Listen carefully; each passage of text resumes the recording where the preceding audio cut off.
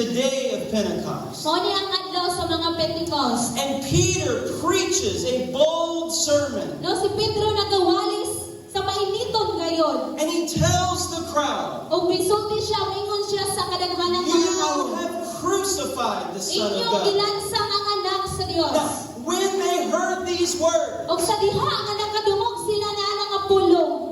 they were hurt in their heart. Ano, nasakitan sila. They said, what can we do? Unsa may akong buhaton? Now, what are they saying? So sa man ilang gingon. What can we do? Unsa akong buhaton? They're saying, is there hope for me? Aduna pa ba'y paglaom nako? I crucified the Son of God. Akong gilansang ang anak sa Dios. I deserve the judgment of God. Angayan ko sa paghukom sa Dios. What can I do? Unsa may akong buhaton? Unsang tubag ni Pedro? Pagminoso. Amen. Repent.